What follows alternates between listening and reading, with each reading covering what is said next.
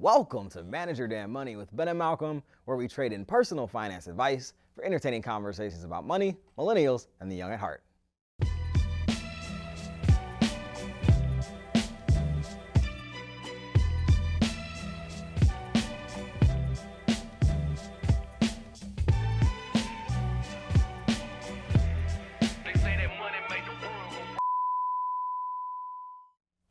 Welcome, world, to yet another episode of Manage Your Damn Money with Ben and Malcolm, where I, myself, Ben Carter, am joined by my wonderful and trusty co-host, licensed financial advisor, Mr. Malcolm Ethridge. I feel like every time I'm doing that, I'm introducing like a wrestler to the ring or something like that. I appreciate that, man. I'm going to have to work on my intro music then. Yeah, whose intro music would you take if you had to choose? 100%.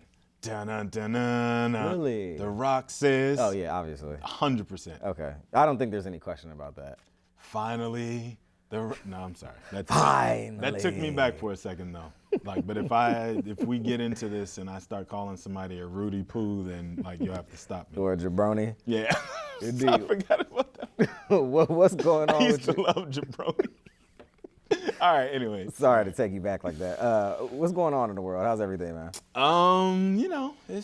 We're a few weeks now from the year being over, the decade being over, the everything else that goes with it, that Absolutely. Everybody's got this whole idea that they're going to jump online and write a think piece about what it means for the decade to come to a close. So there's that I'm avoiding all over social media. Pieces. There's the pressure of New Year's resolution time, which means I've got to accept the fact that means I'm not the best me I can be if I'm talking about how I'm going to improve me next year. There's all that stuff that I'm avoiding. So, not my favorite time of year. It is the end of the year, and it's the gift-giving season as well. I know for me, my family celebrates Christmas. I don't give gifts to adults. That's my just broad. I'll give you money. I hope your wife's not included in that. No. I mean, okay, we'll exclude my wife. Okay. But anybody else, you're just getting, if I'm able, you're just gonna get some dollars. Because to me, it's the most functional piece that you can give someone without it having to be this thing that you have to, agonize about, what am I gonna get this person, that kind of thing. I think that's a mistake. Really? How so? Because you can get away with giving them a gift far cheaper than the dollars if you pick right. If you have a sister, for example, if you give your sister a gift that from the heart is something that she genuinely will actually care about, and it costs you $8, who cares? Oh my God. But you would have to give her a sum of money that seems substantial enough that she's not like, this cheap jabroni just gave me, $8 for Christmas and thinks that's gonna skate. That's funny. So I prefer to go with the gift that no matter what it costs, $8. I appreciate you introducing that perspective to my lazy gift giving self. Maybe I'll consider it, or maybe I'll just continue in my lazy ways. Well, I want to tell folks in this episode of Manage Your Damn Money, today's conversation at hand is an interesting one: the scourge of American consumerism. And obviously an intentionally hyperbolic title, but we'll get into what that's about. But before we do that, as we do on every show, it is now time for headlines. Malcolm, the headline for this week is America's middle class is addicted to a new kind of credit. This was an October 2019 piece on Bloomberg.com by Christopher Maloney and Adam Temkin. It read, the payday loan business was in decline. Regulators were circling, storefronts were vanishing, and investors were abandoning the industry's biggest companies en masse. And yet today, just a few years later, many of the same subprime lenders that specialized in debt are promoting an almost equally onerous type of debt. It's called the online installment loan, a form of debt with much longer maturities, but often the same sort of crippling triple-digit interest. If the payday loan's target audience is the nation's poor, then the installment loan is geared to all of those working-class Americans who have seen their wages stagnate and unpaid bills pile up in the years since the Great Recession, Malcolm. So, Malcolm, when I pulled this story, I felt like it was genuinely new information for me, talking about this new kind of online installment loan. Had you heard of it before? I heard of it in the sense that, they couch it in new names, new fancy, different things. Like Earnin is the one that comes to mind for folks that that commercial. And the commercials are always young I hate to use this word because it's gonna make me sound like the oldest man in the room, but young, hip, Gen Zers who are, talking to me like I'm their friend sitting in their living room, and those using commercials words like yo and hey. Yeah, their hat's a little tilted like T.I., like it's that whole thing. And it's no different than remember the Everest College commercials that used to come on all the time when we were in college and high school? What are you doing? You're not doing anything. On your couch. Meanwhile, the guy was 30 with his pants sagging, he had on a hoodie, and so he was supposed to be appealing to me. Relatable. At 19 or whatever. Right. This is the same thing where these guys are 20 years old, they're young-ish, they're supposed to be relatable, and you're like, it's your money, you earned it, why not? Meanwhile, we're gonna charge you a fee to get access to it. So I know it from that perspective, but not in the sense that from the academic standpoint that we're looking at it, that it's has a real name to it. Well, about the actual product, in just a span of 5 years, online installment loans have gone from being a relatively niche offering to a red-hot industry. Subprime borrowers now collectively owe about $50 billion on installment products, according to credit reporting firm TransUnion. In the process, they're helping transform the way that a large swath of the country accesses debt, and they have done so without attracting the kind of public and regulatory backlash that hounded the payday loan industry. Enter the online installment loan, aimed in part at a fast-expanding group of the near-prime borrowers, these with bad but not terrible credit with limited access to traditional banking options. And prime in the context of loans typically means below standard in terms of credit lending. 640. 640 credit score and below. So it means you're not optimal in terms of being a credit risk. Ranging anywhere from $100 to $10,000 or more, they quickly became so popular that many alternative credit providers soon began generating the bulk of their revenue from installments rather than payday loans. Whereas payday loans are typically paid back in one lump sum and in a matter of weeks, terms on installment loans can range anywhere from 4 to 60 months, ostensibly allowing borrowers to take on larger amounts of personal debt. So Malcolm, what have you come to understand about these financial products like these, especially when regulators begin to clamp down on certain types of products? So I think the overarching theme, if I can just kind of put a button on what you're saying as far as the rise of subprime personal loans, which is what this is. So personal loans are what they call unsecured loans. Right. It basically means that lenders are getting desperate. Right. They're lending to people that they, under normal circumstances, would not, because they're getting desperate for places to make additional revenue. If you think about American Express is one that I can think of that recently I started seeing them running commercials within the last year about different products that they have where you can pay back over time if the purchase is larger than $100 or something. I don't remember exactly. Right, because they traditionally where you had to make the at the end of the month, we want our money. Right, period. Now you can actually structure with them payback schedules for each large purchase you make above $100 or $200 or whatever the threshold is. That didn't exist before. Right. Well, why is that? Because American Express can't afford to be as choosy as they used to be, and they had the gold and the platinum elite and the black mythical card and all that stuff, the Centurion card. Now it's no, we need you regular folks too. Or you look at Goldman Sachs, for example, is offering checking accounts and credit cards with Apple to normal folks instead of the people they normally went after with $100 million or more in net worth. And it's because they're getting desperate as far as new customers and new markets to break into. Where's that desperation coming from? Is it reaching a cap on the high folks that we talk about? Yeah, they've already gotten as many of them as they're going to get, basically. There's plenty of high net worth people that don't do business with Goldman Sachs or JP Morgan or whoever, right? But it's a safe assumption that at this point, we've got as many of them probably as we're gonna get. And we're just kind of recycling deck chairs on the Titanic is the term that people like to use. That's basically what's happening at this point. So now we have to go into other markets that we normally wouldn't have paid attention to. And hope that people will like our story enough that they actually give us a shot and use our stuff. Right. And then we're understanding too in relation, because they brought up the concept of payday loans.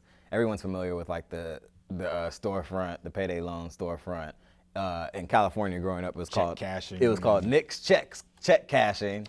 It was on the corner of Walnut and Lake, I think, Avenue in Pasadena, California. Most anyone from there will know what I'm talking about. But to me, it's interesting because that was a product that served kind of the need that we're talking about right now. And as I understand it, regulators kind of clamp down on what you can do with those kinds of loans. And then it kind of morphed into something else to kind of give the same need, but address it in a different way where it kind of morphs into something else. Well, also one of the drastic changes that happened in that time window that you're talking about.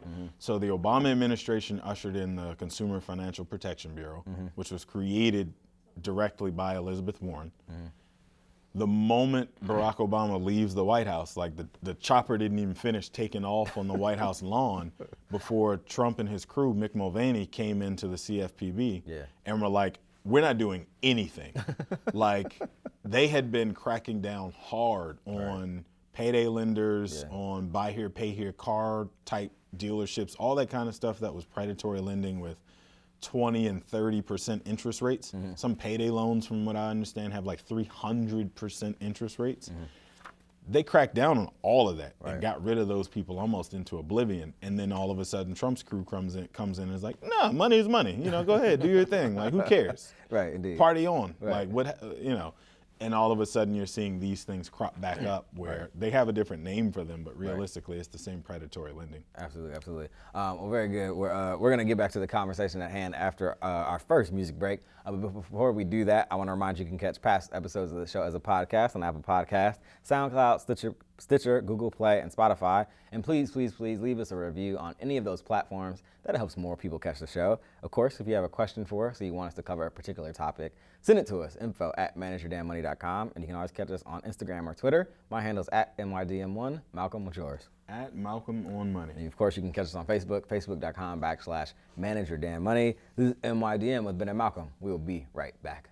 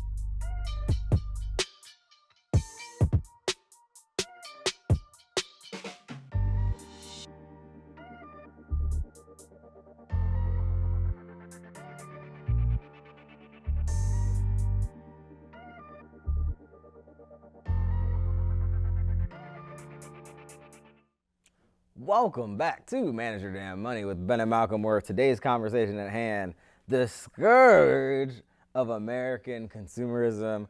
We are here, Malcolm. Did you get your fill? You want to say scourge again? Okay, scourge. Scourge. Like, the writer in you just wanted to use the word scourge so bad. Absolutely, and this was a great moment to actually use it. We are here. It is that moment, the most wonderful time of the year, where the holiday spirit is high, and so are our expectations for the gifts we give and get. Don't get high expectations for my gift. Many spend hours browsing and shopping to find that perfect gift for the people they love to offer them a bit of holiday cheer. But we wouldn't be doing our jobs at Manage Your Damn Money if we didn't stop to analyze sales, quote unquote, Black Friday extravaganzas, and general push by companies to get you to spend every last nickel and dime possible when the weather outside is frightful. In this episode, we are taking a look. But the sales are so delightful. Indeed. In this episode, we are taking a look at the scourge, some might say disease, and all-around cultural phenomena that is American consumerism. Malcolm. So Malcolm, sometimes we start off and kick it off by just saying, what are Ben and Malcolm talking about? Like, Right. why consumerism? Why are you talking about consumerism? Well, we've discussed the concept, and this specifically was inspired by one of the shows we recorded last. We always talk about lifestyle creep on the show. And one of the elements that pushes lifestyle You want to creep. explain lifestyle Okay. creep in case this Why is don't somebody's you? That's first your time word. joining us? That's your word. So essentially, lifestyle creep is that feeling that forces you to spend that extra few dollars you just got your hands on. Right. So you just gotta, you sat for your annual evaluation, found out you're getting a $5,000 raise, and immediately started thinking about how you could spend $5,000 more each year instead of putting it to the side to somewhere more meaningful. Right. So now your lifestyle has crept up $5,000 more. Basically. And that happens over the course of 20 years. That's some considerable lifestyle creep, right? Right. Indeed. So it was something about that, and then also about the culture of consumerism, which drives that urge that you have to actually spend that money that you haven't even gotten yet, because not the next year after evaluation. I also want to explore the origins of a culture that pushes buying more and more stuff without an end, and how it affects our personal finances.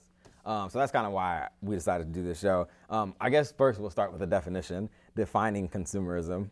Consumerism is the idea that increasing consumption of goods and services purchased in the market is always a desirable goal, and that a person's well-being and happiness depends fundamentally on obtaining consumer goods and material possessions, which, as the co-creator of this show, sounds ridiculous to me.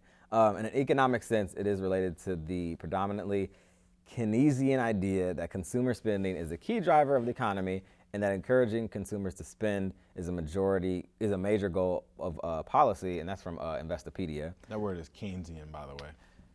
Thank you. Named after John Maynard Keynes, the Nobel Peace Prize winning economist. But anyway, do your thing. Thank you for enlightening us today. Also, a definition quickly from Wikipedia: with the Industrial Revolution, but particularly in the 20th century, mass production led to overproduction. The supply of goods would grow beyond consumer demand, and so manufacturers turned to planned obsolescence and advertising to manipulate consumer spending. So essentially saying, we got all this stuff, we got to figure out a way to get people to buy it, and hence advertising. So, Malcolm, do you have any thoughts on the word itself? Like, when I say consumerism, what comes to your mind? America. 100%. Like, there's nothing more American than the acquisition of stuff.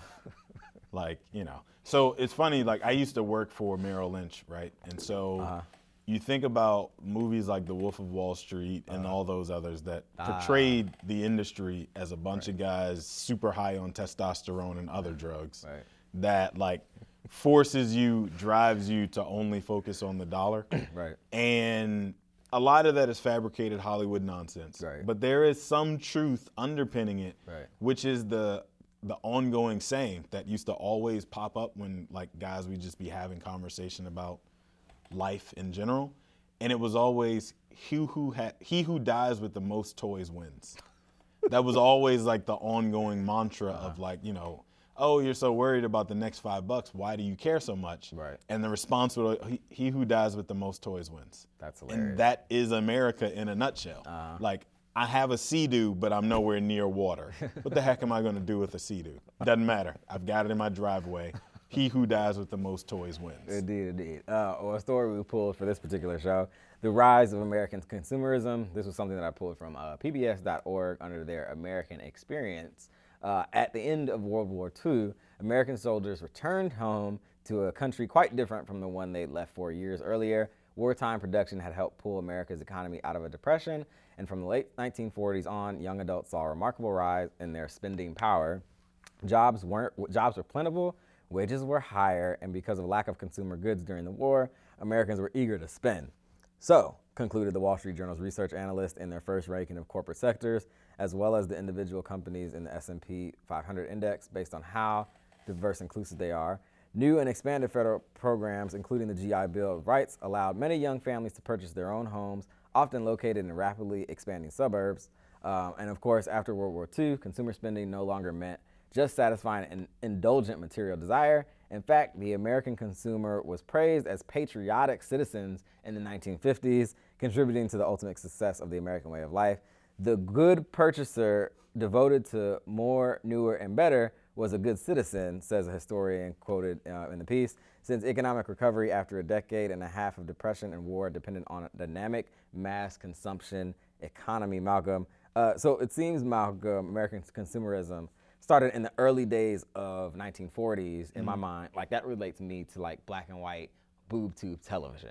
Okay. Like I'm thinking like I Love Lucy, Johnny Carson. These are the images that I see of like early advertising, and seem, I think, if we look at the history book, coincide with like the return of soldiers from World War II and those kinds of things. I'm going to give you a history lesson you probably never even wanted or cared about. Let's do it.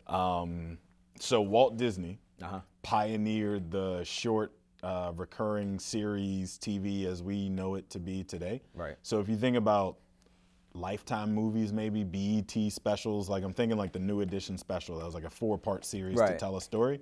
Walt Disney pioneered that with ABC and, you know, Disney, obviously, as a way to advertise longer so that folks would actually get tied up in the story long enough for them to show you the same advertisement enough times that you would actually go buy the thing. Right. Soap operas too. The reason that they became an actual thing instead of being long 60-minute uninterrupted dramas on TV, they were created specifically so that the story would be interesting enough and the storyline would tie you into it long enough that they could show you advertisements that forced you to be willing and interested to buy the thing that got sold in the middle of the drama. So it wasn't the art of the story that was being sold? No, it was 100% to sell the product. And actually, I have never actually seen them before, but I'm just going off so as you probably remember, I studied marketing in college, is why this is so exciting to me.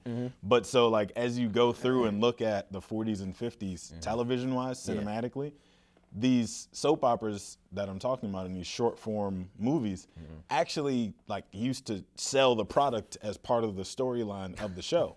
And then all of a sudden that disappeared for a while. Like David, how could you steal my tide?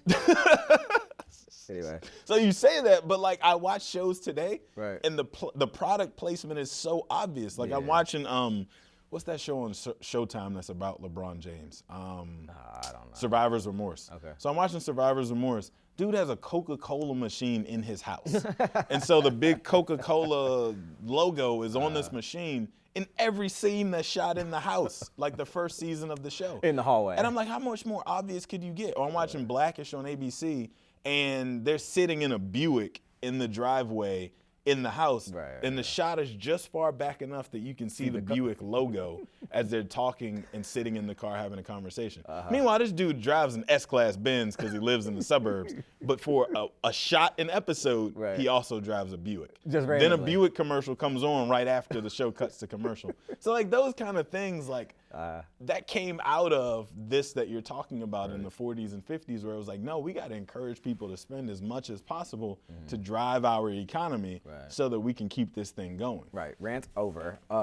Between 1945, my bad, I got lost. Between 1945 and 1949, Americans purchased 20 million refrigerators, 21.4 million cars, and 5.5 million stoves, a trend that continued well into the 1950s. So keep in mind, this is a long time ago. Historian Elaine Tyler May believes that the federal government and the American people saw the new consumerism as a way to de-emphasize class differences while stressing traditional gender roles with things that defined, quote unquote, the good life. Within economic reach, working class people could achieve the upward mobility they craved, and obviously having a car, having a washing machine, and a refrigerator all suggest certain things about the lifestyle you're living. Larger companies, and a Buick. And a Buick, obviously. Larger companies tended to score better, well, anyway. So we certainly don't think of American consumerism as a byproduct of World War II. Does the historical context tell you much about how young consumerism is, at least in this country? It's not that young, though. I mean, we're really good at it. Like, if you think about, like, 1940s to 2020 almost that we're in, we're talking about 80 years worth. Like, I felt consumerism started even longer ago than that. You know what I mean? I'm sure, but like you kind of glossed over it. But like I think the tie-in that we should make here is the fact that the not the GI Bill, what's it, the VA home loan opportunity. So home loan opportunities for veterans returning home from war through the federal government subsidized all of these housing developments that all of a sudden sprang up, and the launch of the cul-de-sac basically came out of this push to make sure that every veteran, I shouldn't say that, every white veteran who came home from the war had access to a house with a white picket fence and a dog and 2.5 kids and all that stuff.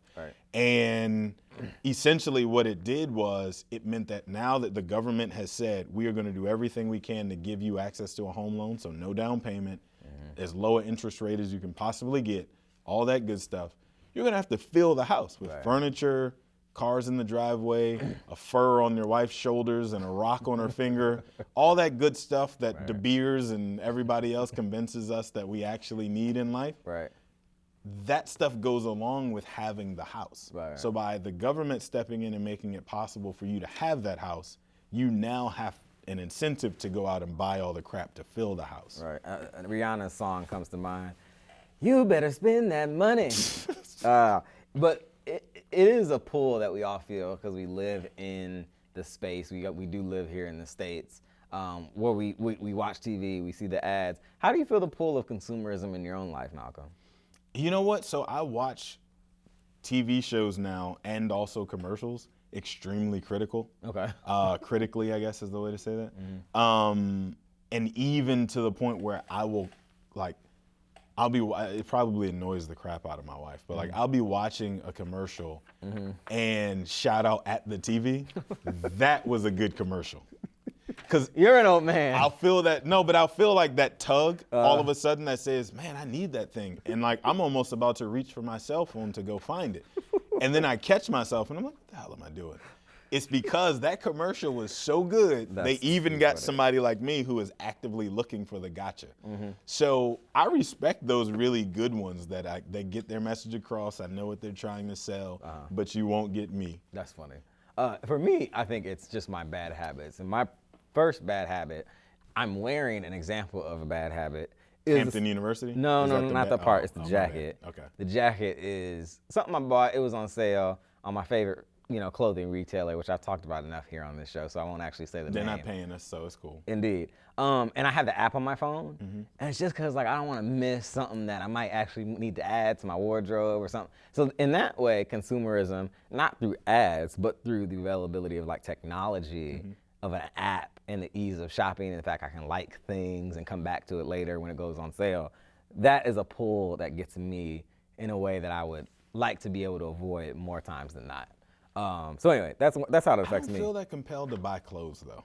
That's not the thing that gets me that Well, I'm a fashionista or whatever you would say as a guy. I don't know if that's the word. Fashionista is not I don't think that's it. Allow us to go to music break. Before we do, let me remind people you can catch past episodes of Manage Your Damn Money on Apple Podcasts, SoundCloud, Stitcher, Google Play, Spotify. That's not how it works. I think it is. I think my Spanish teacher would confirm that is how it works. Okay. See. Please leave us a review on any of those platforms. That helps more people catch our crazy show. And if you have a question, send it to us, info@manageyourdamnmoney.com. And of course, you can always catch us on social media. My handle's @MYDM1. Malcolm, what's yours? @MalcolmOnMoney. And you can always catch us on Facebook, facebook.com/manageyourdamnmoney. This is MYDM with Ben and Malcolm. We will be right back.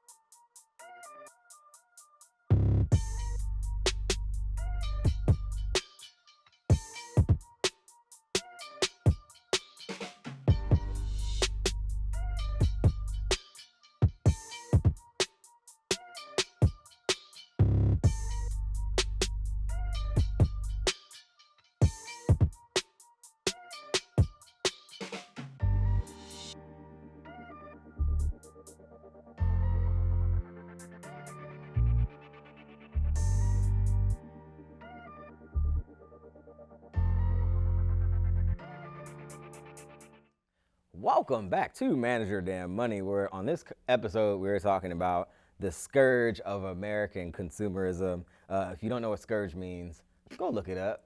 It's my big word book. Anyway, the crisis of American consumerism is another story that I pulled from September 2012 on the HuffPost.com by Amitai. Oh, dang. Okay. I'm going to try and say this name. Please don't hold this against me. Okay. Amitai Etzioni. I think I got it. Okay. Some people buy inflatable Santa Clauses and they put them on the rooftop. You ask if they really need that, they chuckle and say, no, of course not. But when you ask them about flat screen TVs, nobody chuckles anymore. People feel uncomfortable. The truth is we have very limited real needs. Much of the debate over how to address the economic crisis, and this was written back towards the closer of the origin of the economic crisis, focused on a single word, regulation, and it's easy to understand why. Bad behavior by a variety of businesses landed us in this mess. So it seems rather obvious that the way to avoid future economic meltdowns is to create and vigorously enforce new rules prescribing such behavior, but the truth is a quite bit more complicated than that. What is needed is instead something far more sweeping for people to internalize a different sense of how one ought to behave and act because they believe it's right. What needs to be eradicated, or at least greatly tempered, is consumerism, the obsession with acquisition that has become the organizing principle of American life. Malcolm, you said it's American.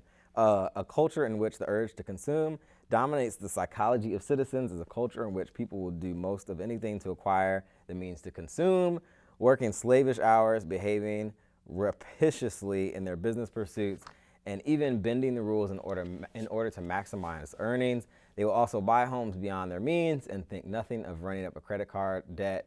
It therefore seems safe to say that consumerism is, as much as anything else, responsible for the current economic mess. And if you don't recall, Malcolm, the movie Big Short was essentially about how we dipped into the 2008 recession. Too many people bought too many homes at rates or prices they actually couldn't afford. But it wasn't even just the homes, though. It was that people were using their houses like a piggy bank in the sense that, like, I own a house that's worth $250,000, let's say. And loaning against that. And I'm borrowing the full $250. Right. And so the moment that the market comes down and it's now worth $200, Right. I'm upside down in that mortgage. Right. But you had people that were taking out the equity in their house every few months to buy, like, a boat, a car, another car, another boat. All of those things that also, like, very clearly are not necessary. But it's just that mantra I was talking about, that he who dies with the most toys wins. And so I want all the toys. And what's an example of your own resisting of your consumerist tendencies? Like, how do you resist it? So my mantra in my house that drives the other one of the two of us that live in my house crazy is, my favorite phrase is, I don't go out of the house looking for reasons to spend money. So, like, you know, where things will say it's on sale, it's 20% off, it's 25% off, it's 30% off. It's 100% off if I don't buy it. So as far as I'm concerned, it don't matter. It doesn't matter how much of a discount you're offering, unless it's a thing that I had already decided I wanted to buy. Now, obviously, it's not foolproof. I'm just as human as anybody else, so I'm susceptible to thinking that it was my decision to buy something that an advertisement when I was 16, like I mentioned to you in the break, that, like, to me, the epitome of the hyper-American car that said I made it was a Hummer. So I decided that at 16. There's probably other buying decisions that I made at 16 that are, like, coming to rear their head now. But for the most part, I'm very conscious of, like, I'm not letting you prompt me to spend money I didn't come out of the house today expecting to spend. The one thing that I think about for me personally is when we first moved into our house and we found out we were having triplets. If this is your first time listening to the show, I'm the father of triplets. Spontaneous triplets. Spontaneous triplets, as they call it. My wife really badly kind of was pushing, after we bought the car that was going to be like the family car to tote the kids around. She was like, we need a second car. And I was like, no, like, we need to wait on that. Like, we haven't even gone through a full, like, cycle, whatever a cycle might be, whether it's monthly or quarterly or whatever, of paying our bills and knowing for a fact we can meet all of our obligations. But for a minute, it was like, she was really like, we should try to think about getting a new car. And I was like, no, that is not something we're doing, because our financial situation was so new, so I didn't want to add anything that wasn't absolutely necessary to the situation. Worked out well. We probably wouldn't have been able to afford that car if we had that car. You fought the crap out of me on that minivan too, because I'm sure that's really what it was driving to. Is we need a minivan that's comfortable enough to have all 5 of us up in here, and it's functional, and I can throw one kid in here with one arm and the other 2. I know that's what she was saying. Right. Well, moving on, another piece of the piece that we pulled for this show, a Minimalist top 7 strategies for avoiding consumerism. This is a March 2019 piece on Compulsively Quirky by Irene. One of the suggestions given, limit exposure to commercials by limiting TV viewing. So that's like a really basic one. Avoid where the ads are. Another suggestion was limit temptations by avoiding superfluous shopping. Avoid taking walks through the mall, avoiding real and digital window shopping, which I am a real bad, as I mentioned before, violator of. I don't see it. That's a good thing. Those ads show up on the side, and obviously it's something I already searched for, and Google sold me out to whatever website I'm now visiting, and so it's showing me ads for stuff that I went on and searched for on Amazon 10 minutes ago. I'm like, I don't see that. You don't see that at all? Get out of here. Well, I'm definitely susceptible on the clothing side. So also another suggestion, monitor your email subscriptions and guard your inbox. This one was really good to me because like we sign up or end up on so many different email lists, and sometimes like I get an email from a online tie retailer, and like I haven't bought a tie from them in like maybe 2 years, but I still get the email. It might behoove me to like unsubscribe so I don't see it. Oh, they're gonna get you. And I'm not tempted. I have been moved on particular sale days over the course of the last like 5 years to buy a tie or something. So it works. It's just it doesn't work that frequently. If it's a deep enough discount and I can work so the last 2 pairs of jeans I bought cost $6 each. But they weren't. Where are you buying jeans from? But they weren't Walmart jeans. I was about to ask. They're not Bugle Boy jeans. They're not Polo either. Okay. But like I went to Express, but Express pushed me so many coupons and also so many credits to entice me to come in and buy. And they just so happened to be having a sale on jeans that was like buy one, get one or something. I don't know. And the total was $6? The total ended up being $12 for 2 pairs of jeans. Well, I don't And normally I think they're like $85, $90 or something there. So I was like, I won. Okay. You got $10. You got $12. Like, okay, but I won. I feel good about my purchase. Indeed. That makes sense. Also, she suggested choose carefully how you spend your time. If you're constantly attached to a mobile device, more than likely you're exposing yourself to consumer messaging. I think most people who are looking to downscale their exposure to advertising and consumer-driven culture accept that they must limit their use of social media and intrusive technology. The next thing was question not only every purchase, but anything you bring into your space. So, even if you need it or you think you need it, you need to question where it's going in the space. And then finally, that actually was the actual final piece. But one thing that is interesting to me, Malcolm, when I started doing the research for this particular show, a remedy to consumerism was minimalism. And are you surprised by that? See, I think people's answer to I need to figure out how to fix this is always the extreme opposite. Like, I need to lose weight, so I'm gonna be a vegan. No, there's so many other things in the middle that you skipped over to get to vegan that would have had you happy and sustained and losing weight in the middle. That's interesting. But people's response is always like, I have this thing that I don't want to do anymore, so I'm gonna take an extreme stance against it, and that's gonna be the answer. So either you're unsuccessful and you're back off the wagon a month from now, which is more than likely, or you are successful and now you're miserable because you're a minimalist. And like if you invite me over to your house, your minimalist self says the heat at 68 is perfectly reasonable, but this time of year it's 40 degrees outside on a good day. I'm not coming to your house anymore if I got to keep my coat on to hang out with you. So being a minimalist just cost you a friend. So like there's got to be a happy medium somewhere where like buy a smart thermostat. That's like, funny. If I lived by myself, I would definitely be like a minimalist. And I kind of believe you. Yeah. Like, I mean, you'd have a whole bunch of clothes in your closet that would be you true. Don't necessarily need to wear. That would be but true. I believe you in the sense that, like, you would sacrifice an automobile, for example, to have J's in your closet.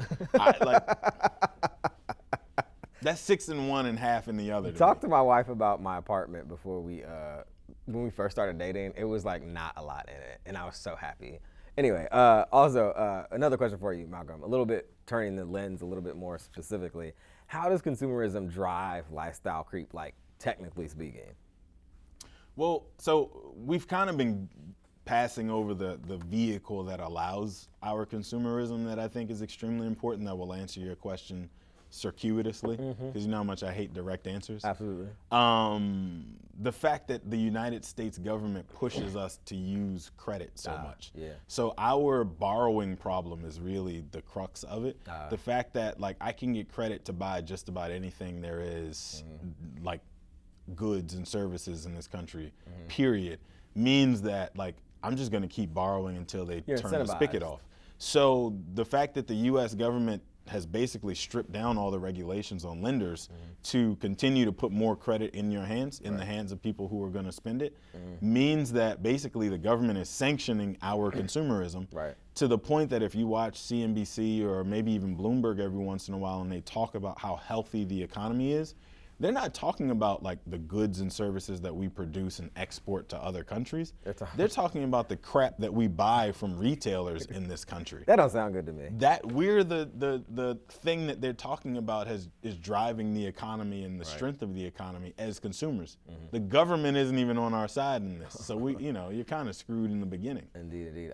Right before we close the show, a couple more suggestions and thoughts. Another piece that I pulled, 9 intentional ways to challenge consumerism in your life. And this came from Malcolm, becomingminimalist.com by Joshua Becker. That sounds promising. The first suggestion was stop and reevaluate. Slow down long enough to honestly evaluate the whole picture, your income, your mortgage, your car payment, your spending habits, your day-to-day pursuits. Are you happy or is there a better way? Also, stop copying people, or more commonly known as don't try to keep up with them Joneses, because you can't and there's no reason to. Also, understand your weaknesses. Mine is clothes. And recognize your trigger points. Mine is sales and stuff that I want. And then try to avoid those or minimize how they affect you. Also, look deep into your motivations. Advertisers play on our motivations by appealing to our desires in subtle ways, hence Malcolm's interest as a 16-year-old in owning a Hummer. And then count the hidden cost of each purchase, Malcolm. Some other suggestions that I just came up with. Avoid dismissing the denial of consumerism as outright crazy and antisocial. And I say this because in my own life, I have people who try to tell me I'm crazy because I don't want to bring more stuff and more like purchases into the house, that I actively seek to get rid of things and actively seek to not have things come into my house. I'm speaking namely about, I'm not even gonna put her out on blast. Don't do that. But there's a whole bunch of people, right? Like, especially with online shopping now, who love the feeling of showing up to their house after work and there's a package waiting for them. Yeah. Doesn't matter what's in the package, doesn't matter how expensive it was or how cheap. Just the idea that there's a package sitting at my house waiting for me when I get home is a huge thrill. Yeah. And so that's another challenge that I see going forward for us as a society, that we're constantly just buying crap for the sake of having stuff show up to our house. Right. Also, consider reducing time on social media, and then rejecting cultural norms can be to your benefit. Delaying or outright foregoing gratification can also have a positive impact on your finances for the long term. So some people might say, yeah, go ahead and buy them J's. They're not coming out for another 5 years. You know, you'll survive without them. Understand your weaknesses, keep them in check with your strength. And then also recognize and acknowledge when you're on the path to making a ridiculous consumer-driven purchase. It may help keep or delay it from actually going forth. And I think about this for me personally, Malcolm. I've been wanting a pair of Apple's wireless headphones for a very long time. The AirPods? The AirPods, yes. Okay. But my mother sent me her wired ones because mine's like, maybe I put them in a washing machine or something. They didn't work anymore. My mom has like the hearing aids that Bluetooth into her phone. So she doesn't use the wired one, so she sent me her. Your mom is more fly than you are. That's what I'm getting from this story so far. So I'm like, no, these wired headphones work fine. I'm not dropping $160 or whatever it costs on these headphones, which eventually will go dead and not be able to recharge to the level that they used to be. Only if you leave them in your clothes and put them in the washing machine. But Indeed, indeed. Any other thoughts on reducing the pull of consumers? By the way, I'm not advocating for the AirPods because I haven't broken down and spent $160 on headphones either. And there we have it. You know, I'm with you. Indeed. Any final thoughts? Again, I'll just leave everybody with this parting wisdom. Don't go looking for reasons to spend money. It's as simple as that. Like, just don't leave your house looking for reasons to spend money and you'll be just fine. Absolutely. And that is the most direct advice we've ever given on this episode of Manage Your Damn Money. I want to remind people you can always catch past episodes of our show on Apple Podcasts, SoundCloud, Stitcher, Google Play, and Spotify. Please leave us a rating and a review on any of those platforms. That helps more people catch the show. Of course, if you have a topic you want us to cover, send it to us, info@manageyourdamnmoney.com. You can always catch us on social media. My handle's @MYDM1. Malcolm, what's yours? @MalcolmOnMoney. And that's on Instagram and Twitter. And of course, catch us on Facebook, facebook.com/manageyourdamnmoney. Thanks once again to our partners here at Montgomery Community Media for their amazing hospitality. Until next time, be good with your money. Peace. Peace.